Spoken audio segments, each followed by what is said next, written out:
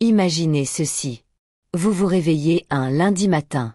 Le réveil sonne, vous avez encore sommeil, mais vous devez vous lever.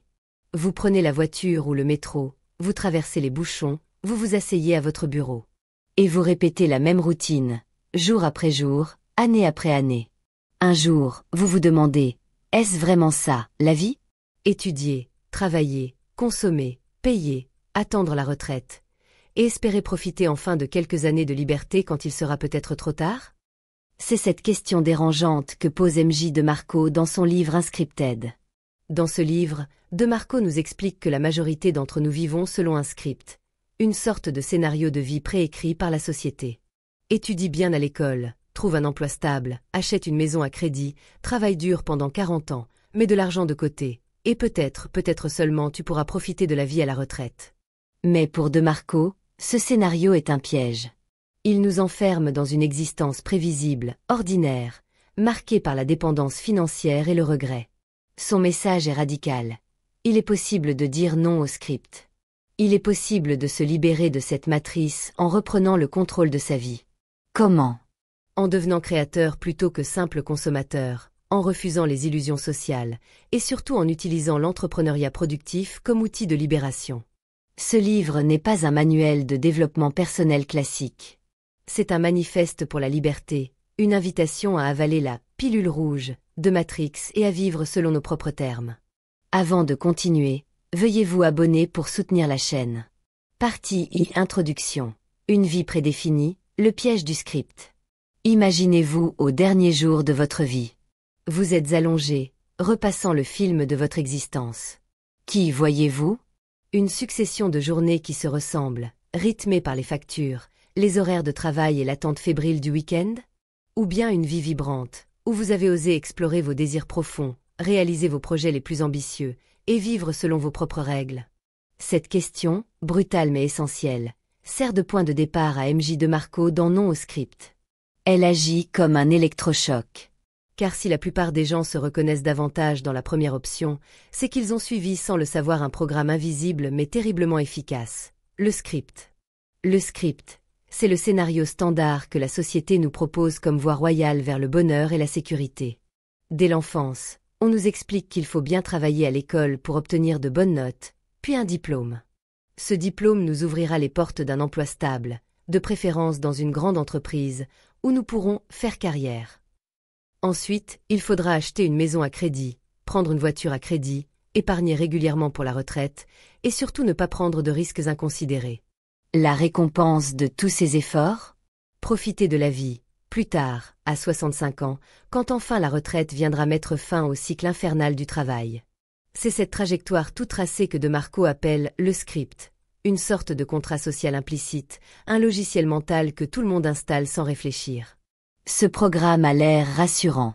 Il nous promet sécurité, stabilité et reconnaissance sociale. Suivre le script, c'est avoir l'impression de faire les choses correctement. Mais derrière cette façade, DeMarco révèle une réalité plus sombre. Le script n'est pas une promesse de liberté, mais une prison dorée. Une prison où l'on échange, jour après jour, son temps, la ressource la plus précieuse et la plus limitée, contre un salaire qui suffit à maintenir la machine en marche, sans jamais permettre une réelle indépendance. Le piège est subtil. On se dit qu'on est libre, puisqu'on peut choisir nos études, notre métier, ou même changer d'entreprise. Mais en réalité, tout est encadré par la même logique. Échanger du temps contre de l'argent. Le script ne fait que nous proposer différentes versions d'un même modèle, un peu comme un supermarché où toutes les marques appartiennent au même groupe. Que vous choisissiez la voie du consommateur insouciant, qui dépense plus qu'il ne gagne, ou celle du travailleur discipliné qui épargne consciencieusement, le résultat est le même. Une vie passée à attendre le futur, à survivre dans l'espoir d'un « un jour » qui n'arrive jamais. DeMarco illustre ce piège à travers des scènes de la vie quotidienne. Le réveil difficile d'un lundi matin, les embouteillages interminables, l'arrivée au bureau où la hiérarchie dicte le rythme, l'angoisse permanente de perdre son emploi ou de ne pas pouvoir payer ses factures. Tout cela est devenu si banal que nous ne le questionnons même plus. Et pourtant, à travers ces exemples concrets, il met en lumière l'absurdité d'un système qui transforme la vie en un cycle monotone. Travail, facture, distraction, sommeil, puis on recommence. À ce stade, une objection fréquente apparaît. Mais n'est-ce pas là la condition normale de l'être humain? Après tout, Tout le monde fait pareil. C'est précisément le cœur du problème, répond De Marco. La normalité est devenue un conformisme paralysant. On nous a inculqué l'idée que c'est ainsi que les choses doivent être, que c'est le prix à payer pour avoir une vie respectable. Et c'est ce qui rend le piège si difficile à déceler. Parce que tout le monde est dedans, on finit par croire que c'est la seule réalité possible. Pire encore, le script n'agit pas seulement comme une structure extérieure. Il infiltre nos esprits. Il conditionne notre manière de penser, nos désirs, nos peurs. Il nous apprend à craindre le risque plus que la médiocrité, à préférer la sécurité apparente d'un emploi stable à l'incertitude de l'indépendance, même si cette dernière pourrait nous offrir bien plus de liberté. En ce sens, le script agit comme une matrice, d'où la comparaison explicite que fait De Marco avec le film Matrix. Nous vivons dans une réalité préfabriquée, une simulation sociale où l'illusion de sécurité nous empêche de voir que nous sommes prisonniers. Le piège du script est renforcé par 2 promesses fondamentales. 1. La promesse de sécurité. Si vous suivez les règles, vous serez protégé. Un diplôme garantit un emploi garantit un salaire garantit une maison et une retraite. Mais dans un monde en perpétuelle mutation, cette promesse est de plus en plus fragile. Combien de diplômés se retrouvent sur le marché du travail sans opportunité réelle? Combien de salariés voient leur poste disparaître à cause de la délocalisation ou de l'automatisation? 2. La promesse du bonheur différé. Si vous acceptez de travailler dur aujourd'hui, vous profiterez demain. Mais ce « demain » est sans cesse repoussé. Il commence après les études, puis après la promotion, puis après l'achat de la maison, puis après le remboursement du crédit, et enfin à la retraite. Or, la vie ne se vit pas demain. Elle se vit maintenant. De Marco dénonce ce cycle comme un génocide silencieux des rêves. Combien d'enfants veulent devenir artistes, inventeurs, voyageurs ou entrepreneurs? Et combien finissent, une fois adultes, enfermés dans un bureau, oubliant même qu'ils avaient un jour caressé de tels désirs? Le script ne se contente pas de voler notre temps. Il étouffe notre imagination, il réduit nos ambitions, il nous habitue à accepter une existence tiède. Ce premier constat est fondamental. Pour se libérer, il faut d'abord reconnaître le piège. Tant que nous pensons que le script est normal, tant que nous croyons que la vie se résume à ce cycle métro-boulot-dodo, nous restons prisonniers. La vraie liberté commence par une prise de conscience brutale. Non, cette trajectoire n'est pas une fatalité. Oui, d'autres chemins existent. C'est pourquoi De Marco parle de « pilule rouge », en référence à Matrix. Avaler la pilule rouge, c'est accepter de voir la réalité telle qu'elle est, non pas confortable, mais authentique. C'est reconnaître que le script est un système qui profite à d'autres, aux entreprises, aux banques, aux institutions, bien plus qu'à nous-mêmes. Et c'est décider de ne plus en être complice. En résumé, l'introduction de Non au script agit comme un miroir. Elle nous renvoie une image crue de notre quotidien, dépouillée de ses justifications habituelles. Elle nous dit « Regardez bien. Est-ce vraiment la vie que vous voulez? Ou n'est-ce qu'un rôle que vous jouez, écrit d'avance par d'autres ?» En posant cette question, De Marco ne nous donne pas encore de solution. Mais il allume une étincelle, la certitude qu'une autre voie est possible, pour peu qu'on ose sortir du chemin tracé. Partie 2. Les mécanismes du script. Comment la matrice nous contrôle. Reconnaître l'existence du script est une première étape. Mais pour véritablement s'en libérer, il faut comprendre comment il fonctionne. Car le script n'est pas seulement un chemin tracé d'avance, c'est un système d'exploitation invisible qui infiltre nos pensées, modèle nos comportements et nous empêche d'entrevoir d'autres possibilités. M.J. De Marco décrit ce système comme une matrice sociale complexe, entretenue par des acteurs multiples et renforcée par des illusions. Pour lui, le script est à la fois une prison mentale et un mécanisme d'asservissement volontaire. 1. Les semeurs, qui sèment, récoltent l'obéissance. Le script n'existe pas tout seul. Il est constamment entretenu et propagé par ce que De Marco appelle les semeurs. Ces semeurs sont partout autour de nous et semblent agir de manière naturelle, comme s'ils ne faisaient que répéter des vérités établies. Mais en réalité, chacun d'eux contribue à enraciner profondément le script dans nos vies.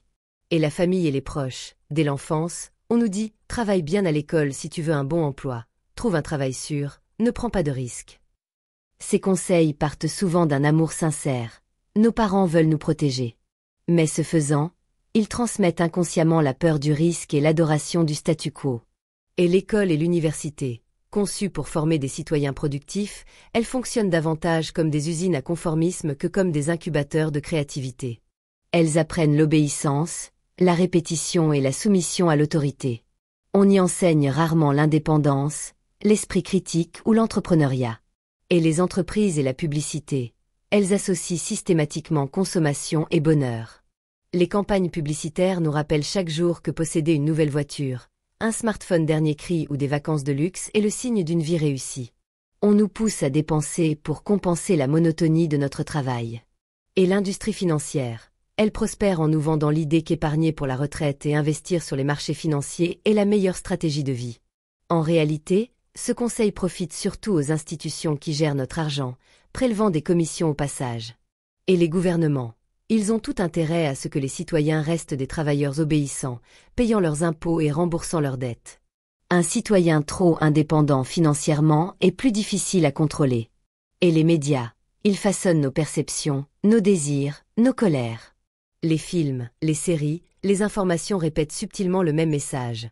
La vie normale consiste à travailler dur, consommer, payer des impôts et attendre la retraite. Les exceptions sont montrées comme des extravagances, réservées à quelques privilégiés. Ensemble, ces semeurs créent un climat mental où sortir du script paraît dangereux, irresponsable, voire impossible. Ils ne complotent pas nécessairement entre eux, chacun agit pour ses propres intérêts. Mais le résultat est le même. Une population conforme, docile et persuadée que son destin est d'obéir aux règles du jeu. 2. Les hyperréalités, quand l'illusion devient réalité. Pour renforcer son emprise, le script s'appuie sur des hyperréalités, c'est-à-dire des illusions collectives tellement répétées qu'elles deviennent indiscutables. Ces croyances sont acceptées par défaut, comme si elles faisaient partie de la nature même des choses. Et le diplôme comme garantie de succès. On croit que les études supérieures assurent un emploi et une vie confortable. Pourtant, des millions de diplômés sortent endettés et sans perspective réelle. Et la consommation comme bonheur. Acheter plus signifie vivre mieux. Mais la plupart des objets que nous accumulons finissent à la poubelle, et la satisfaction qu'ils procurent s'évapore rapidement. Et l'argent comme finalité. On pense que le but ultime est d'accumuler de l'argent. En réalité, l'argent n'est qu'un moyen d'échanger de la valeur. Ce qui compte, c'est la valeur créée et reçue. Et la chance comme moteur du succès. On attribue la réussite à la chance ou au hasard. Mais ceux qui réussissent massivement l'ont fait en multipliant les actions, en créant des probabilités favorables. Et la frugalité comme voie royale. On nous dit que se priver aujourd'hui pour profiter demain est la clé. Mais cette philosophie transforme la vie en une attente permanente, où le bonheur est toujours reporté à plus tard. Et la bourse et l'intérêt composés comme solution miracle. Les manuels financiers affirment que l'investissement passif enrichira tout le monde à long terme. Mais la réalité est que ce modèle profite surtout aux institutions financières, pas aux individus qui espèrent leur indépendance. Ces hyperréalités fonctionnent comme des filtres qui déforment notre perception du monde. Elles nous empêchent de voir que la vie pourrait être vécue autrement.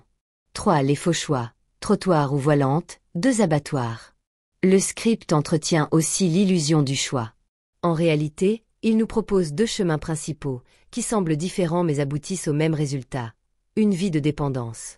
Et le trottoir, c'est la voie de la consommation immédiate. On dépense plus qu'on ne gagne, on s'endette pour acheter des objets dont on n'a pas vraiment besoin, on vit dans le court terme. C'est une vie de dépendance permanente, toujours à la merci du prochain salaire.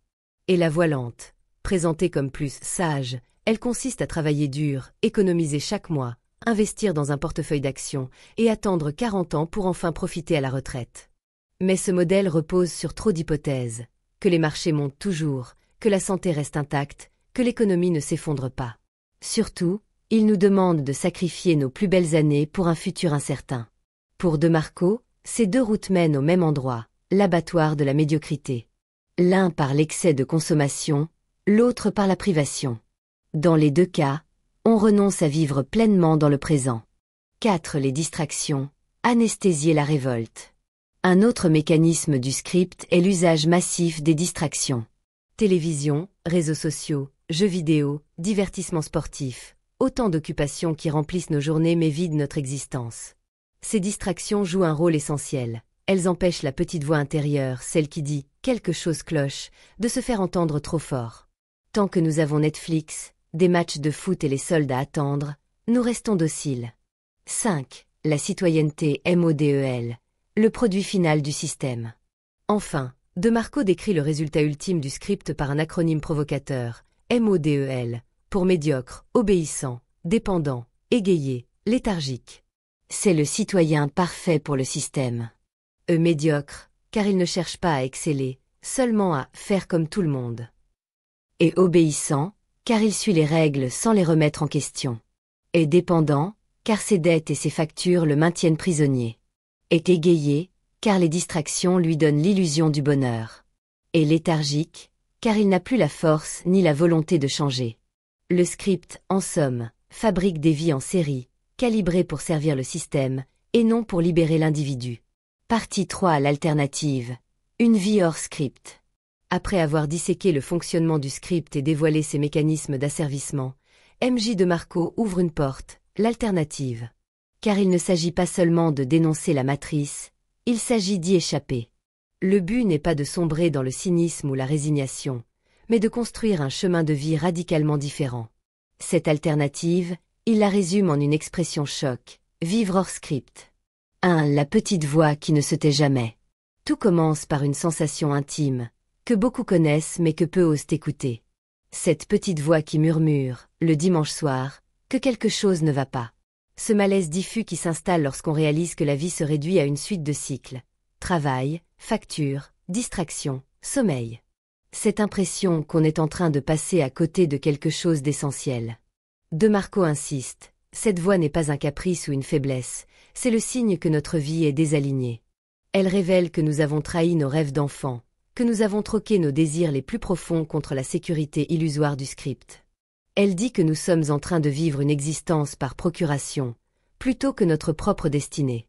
Vivre hors script, c'est d'abord reconnaître et honorer cette voix. C'est accepter l'inconfort qu'elle provoque et décider de ne plus l'étouffer sous des couches de distraction. C'est comprendre qu'elle n'est pas là pour nous tourmenter, mais pour nous alerter. Un autre chemin existe. 2. Le principe fondateur, reprendre le contrôle de sa vie. La promesse de la vie hors script se résume en un mot, liberté. Mais pas une liberté abstraite, pas celle qu'on brandit comme un slogan politique ou qu'on célèbre un jour par an. Il s'agit d'une liberté vécue au quotidien, concrète, palpable. Pour De Marco, il existe 5 dimensions de cette liberté. 1. La liberté par rapport au travail. Ce n'est pas l'absence de travail, mais la capacité de choisir pourquoi et comment on travaille. Travailler non pas pour survivre, mais parce que l'activité a du sens, parce qu'elle correspond à nos valeurs et à nos passions réelles. 2. La liberté financière. Posséder ses biens sans dette, ne pas dépendre d'un salaire pour vivre, ne pas être prisonnier de crédits à rembourser. Cette liberté ne signifie pas rouler en Lamborghini pour impressionner ses voisins, mais pouvoir dire non à ce qui ne nous convient pas, et oui à ce que nous voulons vraiment. 3. La liberté vis-à-vis des hyperréalités, se libérer des illusions sociales qui nous font courir après des chimères. Comprendre que la valeur de notre vie ne se mesure pas au nombre de followers ou à la taille de notre maison. Ne plus se laisser hypnotiser par la consommation, les modes ou la comparaison permanente. 4. La liberté par rapport à l'espoir. Ne pas attendre que quelque chose d'extérieur vienne nous sauver. Ni l'État, ni un héritage, ni la chance, ni la bourse. Vivre hors script, c'est cesser de croire que demain sera différent si nous ne faisons rien aujourd'hui. 5. La liberté par rapport à l'ordinaire. Enfin, sortir de la banalité imposée. Ne plus accepter la routine métro-boulot-dodo comme horizon de vie. Inventer son quotidien, le vivre selon ses propres termes, même si cela signifie rompre avec les attentes de son entourage. Ces 5 libertés forment le socle de l'existence hors script.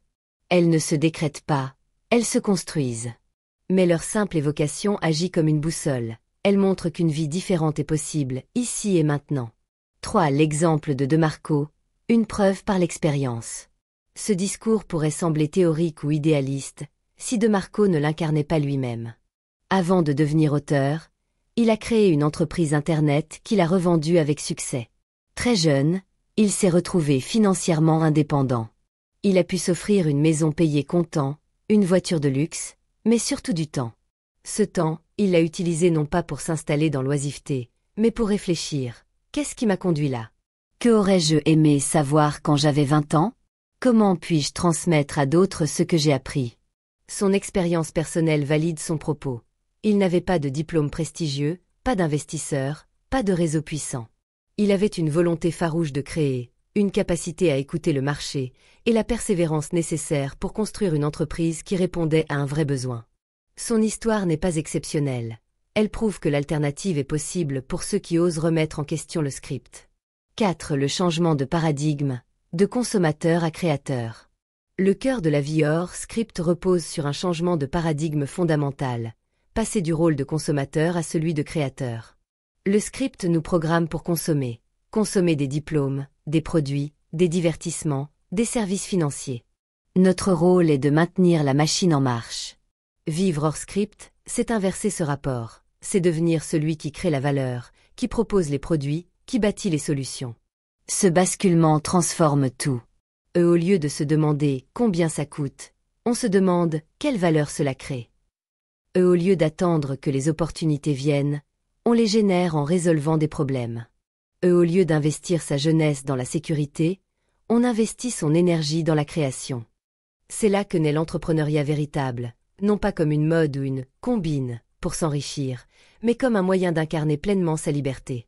5. Les bénéfices immédiats d'une vie hors script.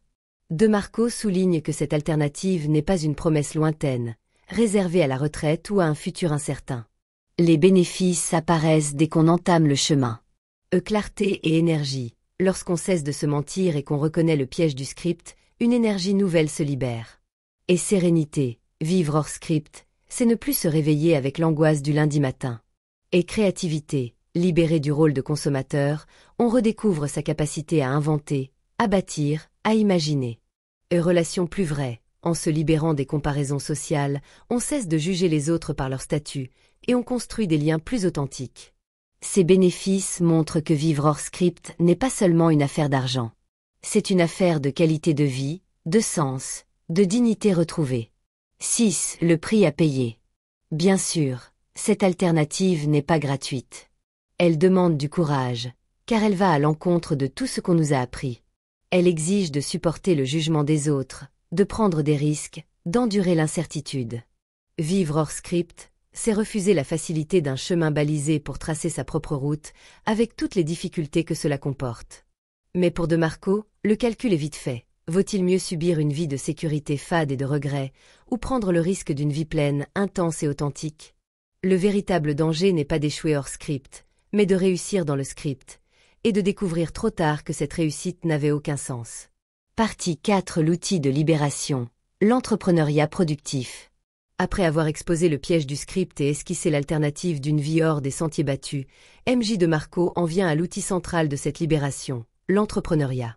Pour lui, il ne s'agit pas seulement d'un choix professionnel ou d'un style de vie, mais d'un véritable instrument d'émancipation.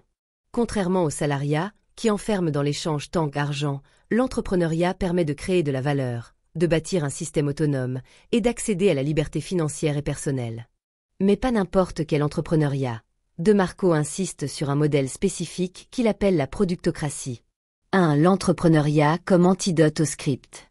Dans le monde du script, l'individu est réduit à un simple rouage. Il échange ses heures contre un salaire, consomme pour oublier sa fatigue, puis recommence. L'entrepreneuriat casse ce cycle. Au lieu de dépendre d'un employeur, l'entrepreneur crée sa propre source de revenus. Il ne demande pas la permission, il n'attend pas qu'une institution lui valide son parcours. Il prend l'initiative.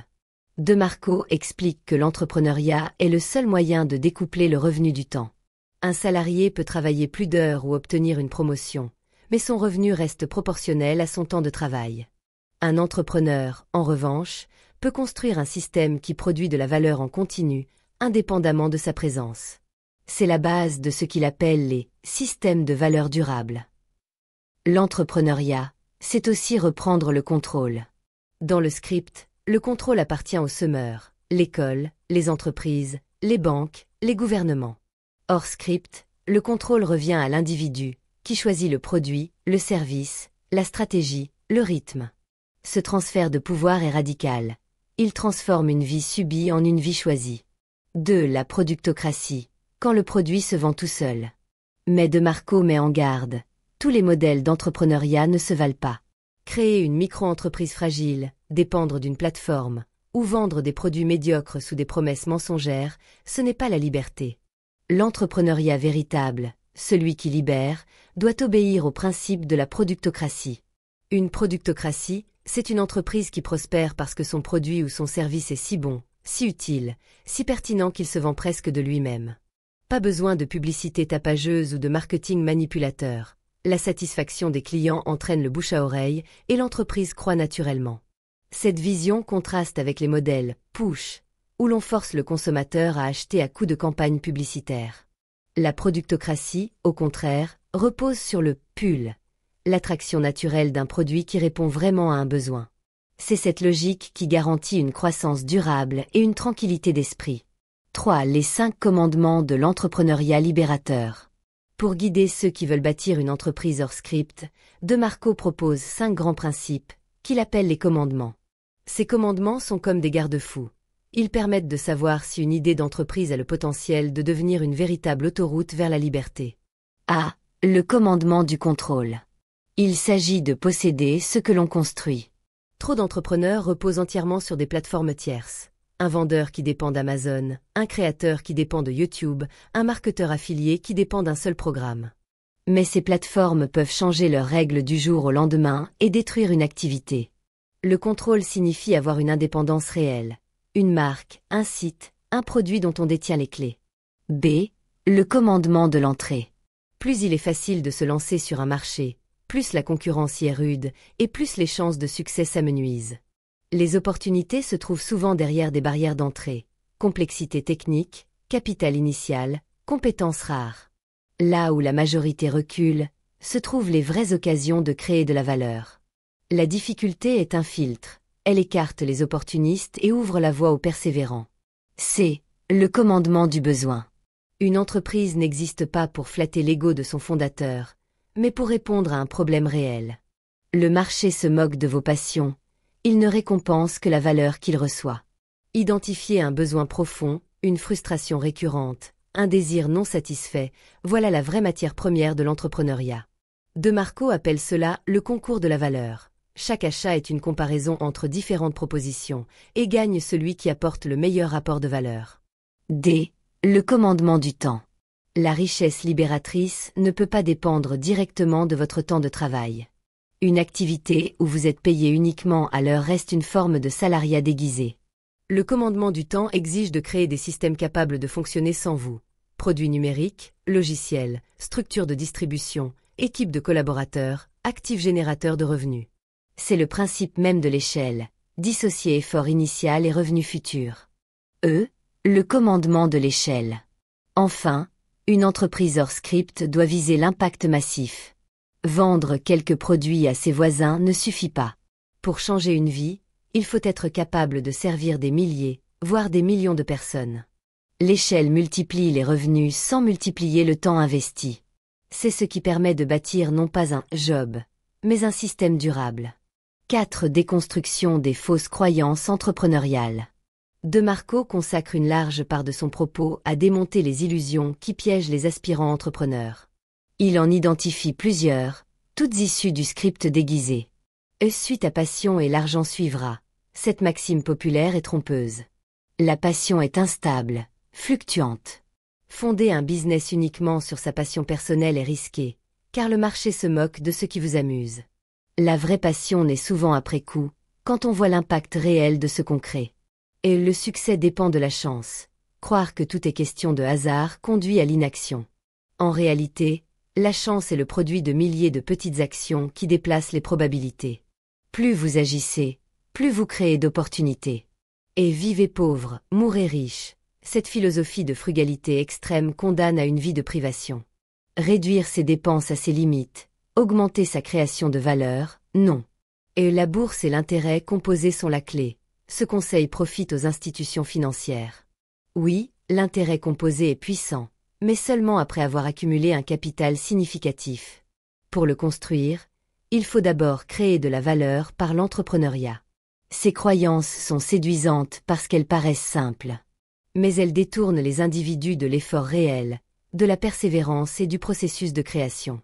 5. L'entrepreneuriat comme processus, pas comme événement. De Marco rappelle une vérité essentielle. Une entreprise ne naît pas parfaite. On ne découvre pas l'idée du siècle, du jour au lendemain. L'entrepreneuriat est un processus d'exécution. Agir, même sans tout savoir. Observer le retour du marché. Ajuster, recommencer, persévérer. Il insiste, tout ce qui est grand a commencé petit. Les géants d'aujourd'hui ont tous connu des débuts insignifiants. La clé n'est pas l'idée, mais l'itération. C'est en avançant qu'on découvre ce qui fonctionne. 6. L'éthique de l'entrepreneur hors script. Enfin, De Marco insiste sur l'éthique. Le but n'est pas d'exploiter, de manipuler ou de vendre du vide. L'entrepreneur hors script est un créateur de valeur authentique. Il cherche à résoudre de vrais problèmes, à améliorer la vie de ses clients. Cette éthique n'est pas seulement morale, elle est stratégique. Seule la valeur durable garantit un succès durable. Partie V. Le processus. Agir, ajuster, persévérer. Jusqu'ici, MJ De Marco a exposé la prison du script, présenté l'alternative d'une vie hors des sentiers battus et montré l'outil central pour s'en libérer, l'entrepreneuriat productif. Mais une question cruciale demeure. Comment fait-on, concrètement? Comment passe-t-on d'une idée à une entreprise viable, d'un rêve à une liberté réelle? La réponse tient en un mot. Processus. Contrairement aux illusions véhiculées par le script et par certains gourous du développement personnel, la réussite n'est pas un événement soudain, un coup de chance ou une révélation magique. C'est le fruit d'un enchaînement patient d'actions, de corrections, de persévérance. Le processus est le terrain où se joue la différence entre ceux qui abandonnent et ceux qui bâtissent une vie hors script. 1. Briser le mythe de « l'idée géniale ». La première erreur de beaucoup d'aspirants entrepreneurs, explique De Marco, est de croire que tout repose sur une idée révolutionnaire. Ils attendent le bon concept, l'invention du siècle, convaincus que leur avenir dépend de cette étincelle initiale. Or, ce mythe est dangereux. D'abord parce que la plupart des idées géniales n'ont de valeur qu'exécutée. Une idée sans mise en œuvre reste un fantasme. Ensuite, parce que la peur de ne pas avoir la bonne idée paralyse l'action. Beaucoup passent des années à rêver sans jamais commencer. De Marco insiste, les idées ne valent rien, seule l'exécution compte. Même une idée banale peut donner naissance à une entreprise prospère si elle est portée par un processus rigoureux. À l'inverse, une idée brillante mal exécutée ne mène nulle part. Le vrai secret, c'est de commencer, d'avancer, de tester. 2. La boucle, agir, apprécier, ajuster. De Marco résume le processus entrepreneurial par une boucle en 3 temps. 1. Agir. Passer à l'action, même imparfaite. Créer un prototype, lancer un site, contacter des clients. L'action a une vertu fondamentale. Elle transforme l'abstrait en concret, elle confronte les rêves à la réalité. 2. Apprécier. Observer les résultats, écouter le marché, analyser les retours. Le client est l'arbitre ultime. Ce n'est pas l'avis des amis, de la famille ou des critiques qui comptent, mais la réaction réelle du marché. Achète-t-il, utilise-t-il, recommande-t-il? 3. Ajuster, tirer les leçons et modifier l'approche. Peut-être que le produit doit être amélioré, que le prix doit être repensé, que la communication doit évoluer. L'ajustement est la clé de l'évolution. Cette boucle est infinie. On agit, on observe, on ajuste, puis on recommence. C'est ce cycle qui permet à une idée banale de devenir une entreprise solide. C'est aussi ce qui transforme un entrepreneur débutant en entrepreneur accompli. 3. La valeur du petit pas. Un autre point essentiel est la modestie des débuts. Beaucoup pensent que pour réussir, il faut commencer grand, gros budget, grande équipe, grande visibilité. En réalité, la plupart des réussites ont commencé petit. De Marco cite l'exemple de grandes entreprises aujourd'hui mondiales qui n'étaient au départ que de petits projets bricolés dans un garage ou une chambre d'étudiants. Ce qui a fait leur force, ce n'est pas un lancement spectaculaire, mais la capacité à évoluer progressivement. Le processus valorise le petit pas constant plutôt que le grand saut risqué. Chaque petite victoire construit la confiance, chaque correction affine la trajectoire. Ce principe va à l'encontre de la culture de l'instantanéité, mais il reflète la réalité de la création. Une lente maturation, une accumulation de progrès invisibles, jusqu'au moment où la réussite devient visible aux yeux de tous. 4. La discipline de l'action. L'un des plus grands obstacles n'est pas le manque d'idées, mais le manque de discipline. Le script a habitué les gens à la passivité. On attend que l'État, l'employeur ou la chance fassent le travail. Vivre hors script exige l'inverse, une discipline quotidienne de l'action. Cela signifie se lever chaque jour et avancer, même quand la motivation faiblit. Cela signifie persévérer malgré les doutes, les échecs et les critiques. De Marco rappelle que l'entrepreneuriat n'est pas une ligne droite, mais une succession de zigzags, de reculs et de bonds en avant. Sans discipline, on abandonne au premier obstacle. Avec discipline, chaque obstacle devient une leçon. 5. L'échec comme composant normal du processus. Dans la logique du script, l'échec est une honte. On nous apprend à l'éviter à tout prix. Une mauvaise note, un licenciement, une faillite sont vécus comme des stigmates définitifs. De Marco renverse cette vision. L'échec est une étape normale et nécessaire. 6. L'importance de la persévérance. Le processus demande du temps. Beaucoup abandonnent trop tôt, parce qu'ils espéraient un succès rapide. Or, la productocratie met souvent des années à se bâtir. Le bouche à oreille prend du temps, la réputation se construit lentement. De Marco insiste, la persévérance est la qualité la plus rare et la plus précieuse. Non pas la persévérance aveugle, répéter sans cesse la même erreur, mais la persévérance intelligente, celle qui ajuste et s'adapte. C'est elle qui transforme une succession d'efforts modestes en une réussite majeure. 7. L'effet boule de neige. Un des aspects fascinants du processus est son effet cumulatif. Au départ, les progrès semblent insignifiants. Quelques clients, quelques euros gagnés, quelques retours positifs. Mais avec le temps, ces petits gains s'additionnent et créent un effet boule de neige. De Marco compare ce phénomène à l'intérêt composé, mais appliqué à l'action plutôt qu'à l'argent. Chaque action nourrit la suivante, chaque apprentissage facilite le prochain. Après un certain temps, la dynamique devient auto-entretenue. L'entreprise croît par elle-même, la productocratie se met en marche. 8. L'obsession de l'amélioration. Le processus n'est jamais figé. Même une entreprise prospère doit rester dans la boucle agir apprécier ajuster. Les besoins évoluent, les marchés changent, la technologie avance. L'entrepreneur hors script ne s'endort jamais sur ses lauriers. Il cultive l'obsession de l'amélioration. C'est cette mentalité qui distingue les entreprises durables des feux de paille. Les premières continuent de s'adapter, d'innover, de surprendre leurs clients. Les secondes stagnent et disparaissent.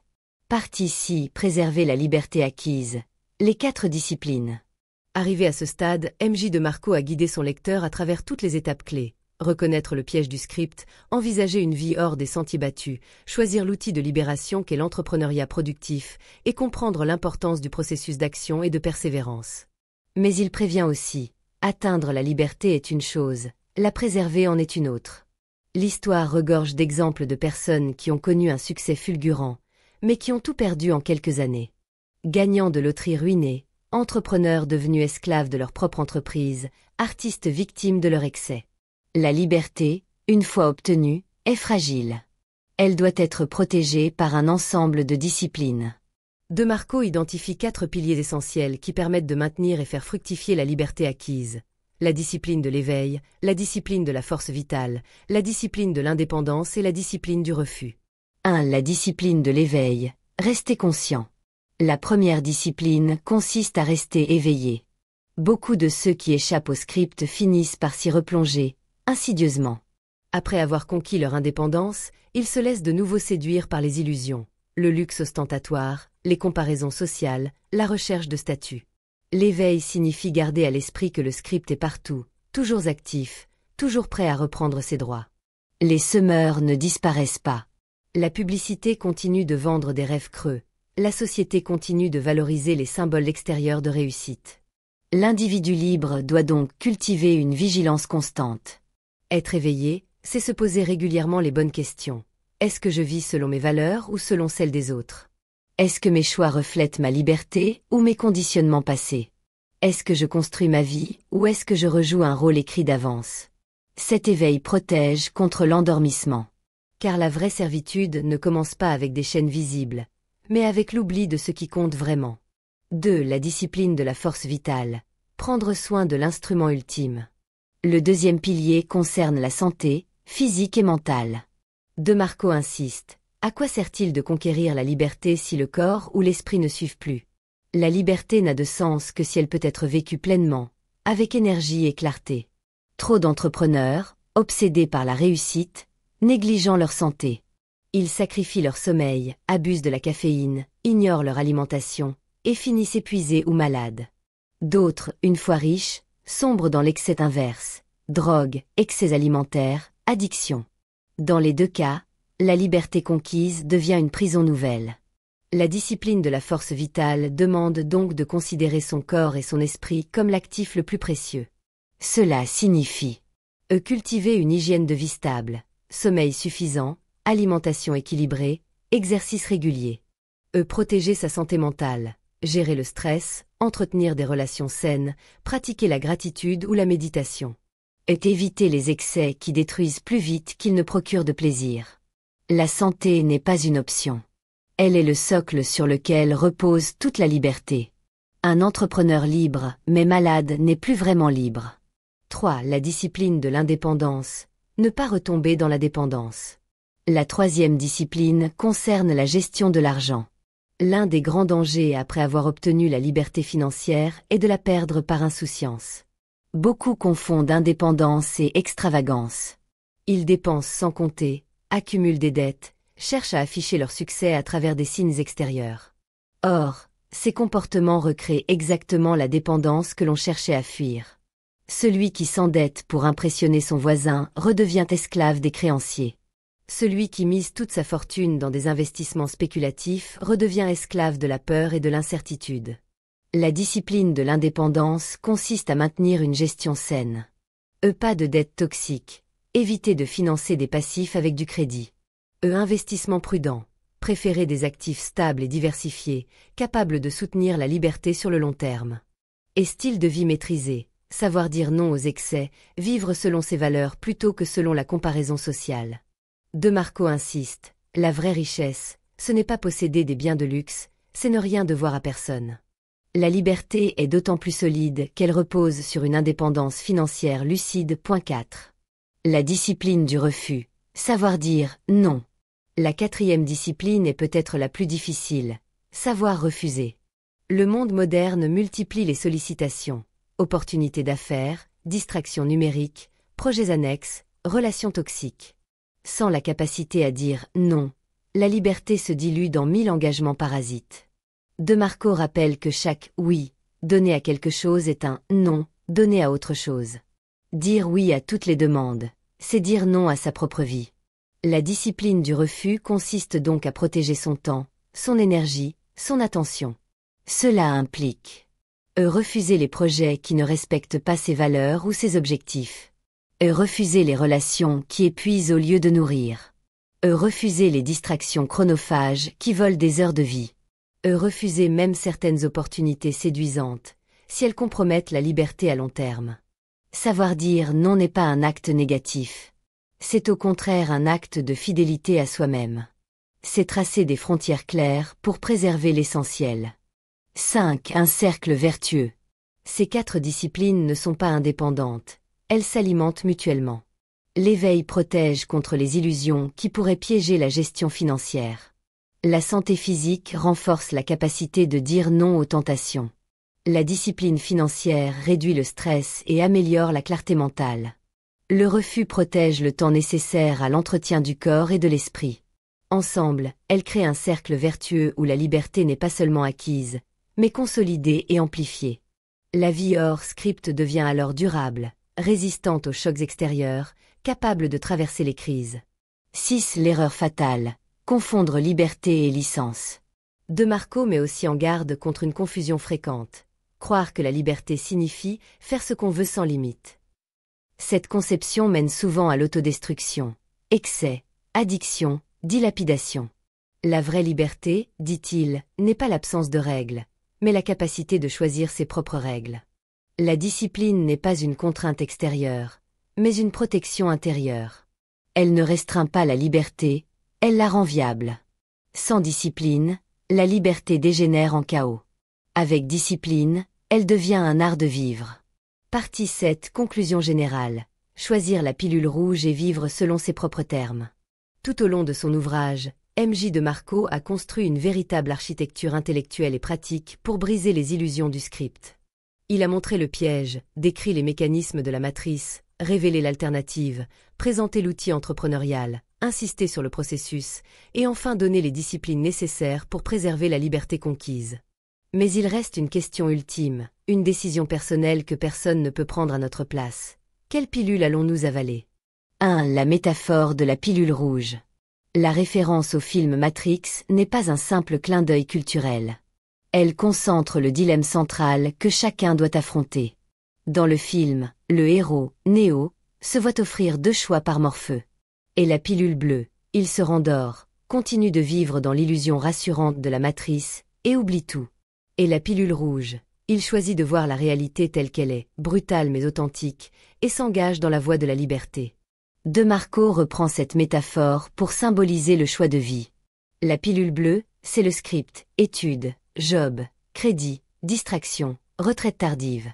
Une existence conforme, sécurisée en apparence, mais marquée par la servitude silencieuse et les regrets.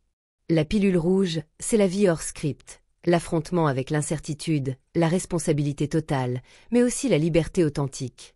Chaque lecteur doit décider, continuer dans le confort illusoire ou s'aventurer dans l'inconnu. 2. L'appel à la responsabilité personnelle. Choisir la pilule rouge, c'est assumer une vérité dérangeante. Personne ne viendra nous sauver. Ni l'État, ni les patrons, ni les parents, ni la chance. Notre vie est entre nos mains. C'est une charge lourde, car cela signifie que nos échecs ne pourront plus être imputés aux autres. Mais c'est aussi une délivrance, car cela nous rend maîtres de nos réussites. Le script nous déresponsabilise en nous disant « Suis le chemin, et tout ira bien ». La pilule rouge nous responsabilise « Trace ton chemin, et tout dépendra de toi ».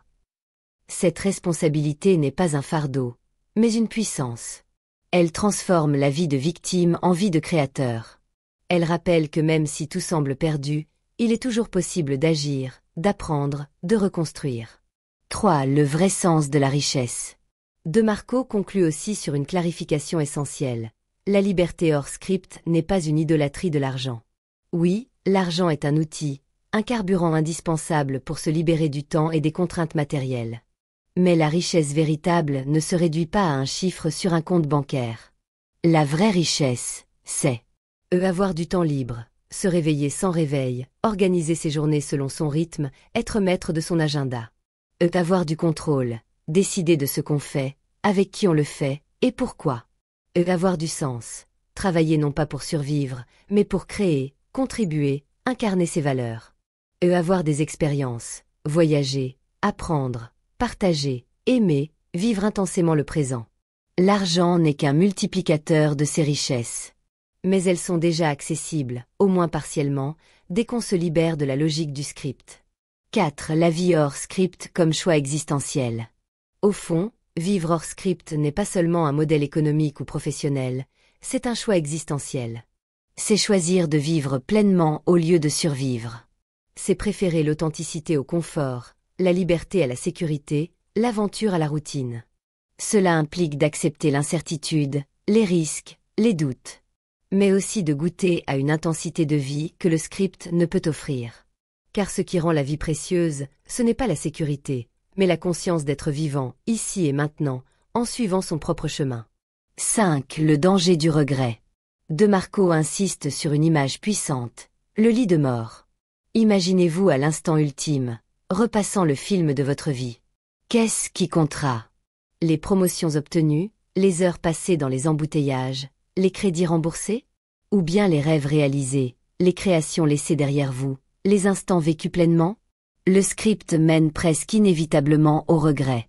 La pilule rouge mène à l'incertitude, mais elle offre la possibilité d'une vie sans regret. Et cela fait toute la différence. 6. Un appel à l'action immédiate. La conclusion n'est pas un plaidoyer théorique, c'est un appel concret. Agissez dès maintenant.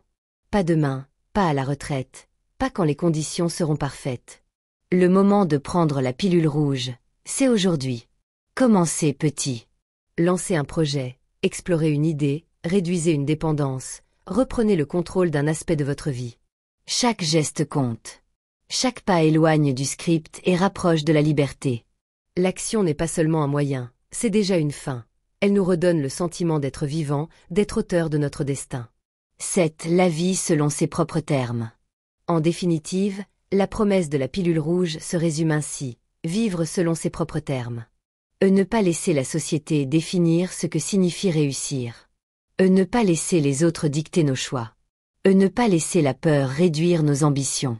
Vivre selon ses propres termes, c'est écrire son propre scénario. Non pas celui imposé par le script, mais celui qui nous correspond, avec nos valeurs, nos rêves, nos limites. C'est refuser d'être spectateur et devenir auteur. Conclusion finale. Non au script n'est pas seulement un livre sur l'entrepreneuriat, la richesse ou la productivité. C'est un manifeste pour une vie consciente. C'est un guide pour briser les illusions et reprendre le contrôle. En refermant le livre, chaque lecteur est face à une décision. Soit continuer comme avant, dans le confort trompeur de la pilule bleue. Soit oser avaler la pilule rouge, affronter la réalité et se lancer dans l'aventure d'une vie hors script. Le choix n'appartient à personne d'autre que nous. Et c'est là toute la beauté. À chaque instant, nous pouvons décider de dire non au script et oui à notre propre vie.